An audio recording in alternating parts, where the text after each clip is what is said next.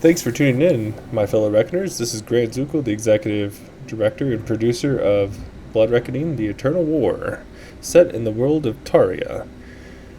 Now, it's been some time since we've given a dev update, and that's because behind the scenes, we've been working on some major systems, such as the Siege system, Dragon air-to-air combat, a puzzle system, a world event system, character creation integration, and more. We've been working to get these systems in a relatively bug-free state, with some polishing, not fully polished, but some polishing, for our upcoming, hopefully, dev test on June 27th. We're currently working through the last couple bugs now so that we can hopefully meet that deadline. And we wanted to show off some of the content that we've been working on. We've been working diligently to finalize the lore, world progression, world rotation, as well as world design. So we've begun building out the world that'll be used for the actual game, and some of the initial quest line for the introductory quest, as well as shaping the world. And we're going to show some of that off today, the starting area. It's not fully polished, this is still super early development, so keep that in mind. But we wanted to give you just a sneak peek of some of the things we've been working on. So today we're going to show you some of the combat state, the dragon flying. We're not going to really go too far into some of the other systems. We're going to save those for the playtest, such as sieging and puzzles, things like that.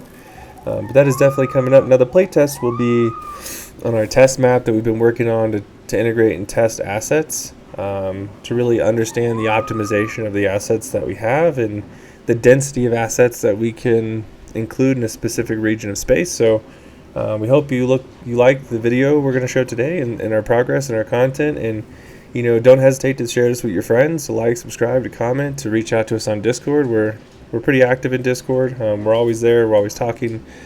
This game is a MMO that's built for the community, by people who play MMOs for the community, so we really value your feedback, and you can always jump in Discord and give us your feedback and tell us we suck. We don't really care. But just drop your feedback, because any constructive feedback really helps shape the game and development and direction. And we're really just giving this update to kind of show off some of the things we've been working on and get you excited for the upcoming test. We'll be testing, sieging. We'll be testing air-to-air combat on dragons. We'll be testing the puzzle system, the initial workings of the quest system, destructible castle walls. And overall, it'll just be a good time to just see how many people we can get on and how the system's going to perform with the larger number of players. Now, again, please keep in mind, we're still super early development. Everything you see today, is initial passes, initial polishing, initial concepts that we're working on for the world. And we hope you like it, and thanks for tuning in. And enjoy the video. Thank you. As you see here, we're showcasing some of that initial combat system, from melee combat to range combat to using magic. When you do your first tutorial quest, you'll have to come down and kill 8 of these demons, and then go back to the NPC, and then he'll give you some mining tools to go mine resources, and that'll direct you to the starter town that's just around the corner. And from there, you'll go through the typical introduction to the game tutorial quest that evolves into the story quest line. The game isn't going to be just linear. You can just go grind mobs if you don't want a quest. You can follow the story quest if you're into stories. You can go adventure in the world. There's going to be a lot of hidden Easter eggs and hidden stuff in the world that you have to find. Jump puzzles, Easter egg type puzzles where you have to solve and pay attention to clues in the world to get truly unique skills and weapons that in some cases there may only be one of in the world. So we really want to encourage you to play your style. The class system is really based on what you choose, what skills you choose to use, what weapons you choose to use, how you choose to do your stat system, rather than a traditional, MMORPG skill system. There will be some limitations, weapons and spells will have some stat requirements to utilize them, as well as the traditional, like level requirements. But for the most part, you're going to be able to build your class and your playstyle however you want, and play the game however you want. Now we switched to showing some of the knight here. So there is a full day and night system as well as a full weather system. So in this clip, we're showing off, some of the night combat, and why it's important to have a torch. I didn't have a torch for this video, so it's a little dark. But we just wanted to show off some of the combat as if it were at night. The melee combat's quite fun.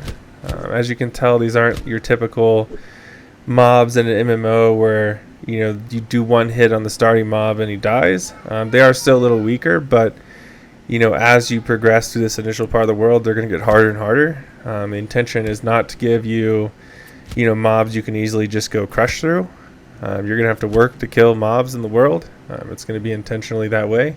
And then as you level up, it will get easier instead of harder. As you get more skills and gear, the mobs will get harder, but your scaling will be beyond the mobs. So in the beginning, you're going to have to work hard to kill mobs and get good at actually playing. And then as you level up and get better skills and better weapons, killing mobs will get slightly easier. Now here we're showing off some dragon combat of flying through the clouds and into the sky. I didn't show taking off from the ground because it would have been like a minute and 30 seconds to fly to the clouds and then fly through them. So we just flew through the clouds and come out, as you can see, atop the clouds in the sky. So this game really will have no boundaries. I mean, you won't be able to fly personally through the clouds unless you have a dragon, because you won't have enough stamina.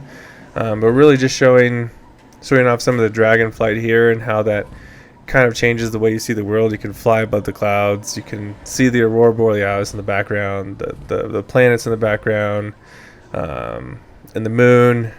So you can fly above storms, and really gives you a really beautiful and unique perspective that's not in most games. And then you're going to see we're going to dive back through the clouds into the ground here in a second. So here I was just kind of showing off like the nighttime sky, and you can see that the stars are moving, the moon is moving, the aurora is moving, and so it's a full day and night system with movement, weather, fully dynamic and integrated out of the network. So here we're going to dive through the clouds. You're going to see we're actually going to dive through clouds, but there's going to be snow and ice in the clouds, and it's actually going to ice up our screen as we dive through it. So the weather system is quite in depth on how it affects the world and how it affects you as a player. So you can see here we're diving through the clouds. Our screen's starting to get froze over, and then we're going to fly down to the ground and land. Now, it's missing the ocean because I forgot to move the textures into the content folder, and I didn't push them up for the dev to build for the ocean. That's okay. We'll get that in the next video. So here we're going to walk around. You can see the resources glow a little bit, like collectible resources. We added a little bit of a glow so they're easier to find. And now we're going to show you kind of assigning your skill bar. So I leveled myself up to 20 so that I could show off some of the skills and some of the combat at a little bit higher level. I'm not going to show them all off. We're still polishing some of these as well, so please keep that in mind. We're also going to show off using the assault rifle. We're still using the basic one that came with the pack. We haven't replaced the model yet. We will in the future. We're also going to change the way it works a little bit, but I just want to show you that in Blood Reckoning, there's going to be technology left over from the advanced civilization before the Cataclysm, and some of that technology will be modern technology like mechs or guns, kind of sporadically throughout the world that you'll be able to get and utilize. Now here we're going to set some stats. We're done setting our bar, so we're going to, since we leveled up, we have some stat points to use. Intelligence increases like your mana and your spell damage, whereas like endurance increases like your equilibrium, and dexterity increases your stamina. Constitution will increase your health, and strength will increase your melee damage. And I believe dexterity also increases range damage. So here we just spawned our dragon in the daytime. He's waiting for us to get on. Super high detailed, amazing animations. You can see it's kind of a thunderstorm right now, lightning going off in the background. So we're going to fly around the dragon a little bit, kind of show you the playstyle. Now there's a little bit more polishing we want to do here. For example, like slow down the turn rate a little bit, things like that. But for the upcoming dev test, it's in a pretty good spot to test on a larger scale with a lot of people fighting. So we're going to fly through the trees here and then land, and then we're going to go use our fire breath to burn some mobs real quick. You see here the dragons just tearing through the mobs. Now dragons aren't going to be, you know, readily available. You're going to have to work to get them. It's not going to be something that's easy to achieve. So we just leveled up our stamina, heal ourselves a little bit. Now we're just going to go and fly around a little sec. So not only can you fly on a dragon, but you can also fly like, you know, Dragon Ball Z style, fly around the world. However, you can see the stamina bar is decreasing, so you'll be limited by your stamina for the distance you can fly. And boosting obviously drops your stamina more. Now again, flying is going to be one of those things that's not available when you first start. You're going to have to go, you know, find the person who teaches it and learn the skill, but for the purposes of testing, you'll just be able to use it. You see here we're using the gun to go ahead and kill this demon, just to show it off.